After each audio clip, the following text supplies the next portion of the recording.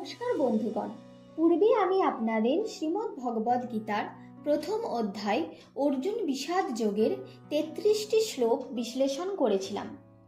সেই 33 নম্বর শ্লোক বিশ্লেষণ করতে গিয়ে আমি আপনাদের বলেছিলাম যে অর্জুন শ্রীকৃষ্ণকে বলছেন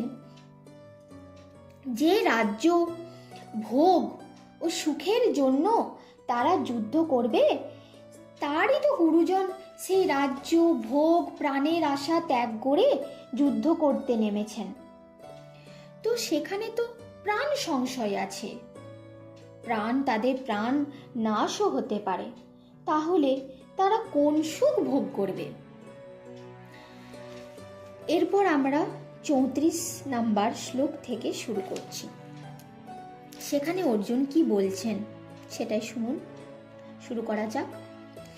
এতান্ন হন্তু মিচ্ছামি ঘৃত হোপি মধুসূদন ওপি ত্রৈলোক্য রাজ্যস্য হেতু কিং নু মহিকৃতে।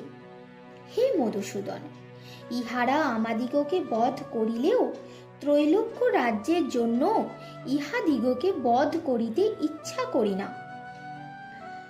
এখানে অর্জুন বলছেন যে যদি দুর্যোধন আমাকে হত্যা করেও তবু আমি এই রাজ্যের সুখের জন্য, এই রাজ্যের সুখ ভোগ করার জন্য আমি ইহাদিগকে হত্যা করব না।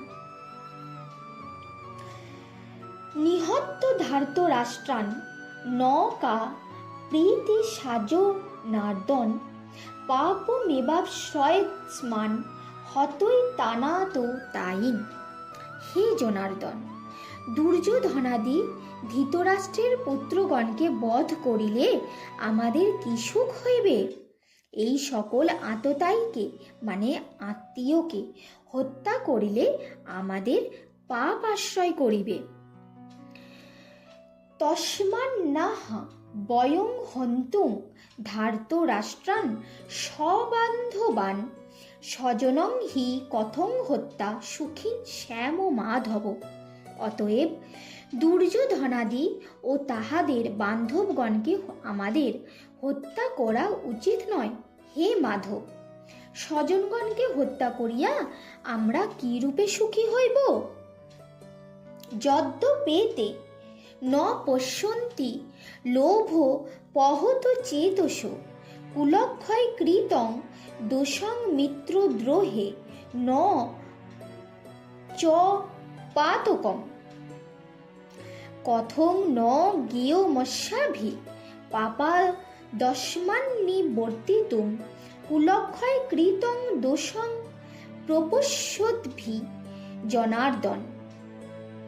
কুলক্ষয়ে প্রণশ্যন্তি কুলধর্মা সনাতনা ধর্মে নষ্টে কুলং কৃষ্ণ মধুর মোহ ভি ভবত্যুত।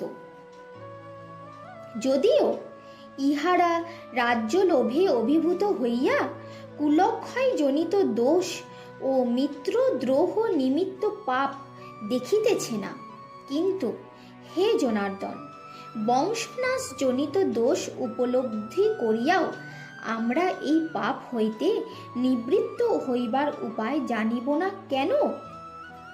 কুলনাশে চিরাচরিত কুল ধর্ম অনুষ্ঠাতার অভাবে নষ্ট হয় এবং কুল ধর্ম লোপে সমগ্র কুল অনাচার রূপ অধর্মে অভিভূত হয়। এখানে অর্জুন বলছেন যে এই রাজ্য লাভে, এই রাজ্য ভোগ করার জন্য দুর্যোধন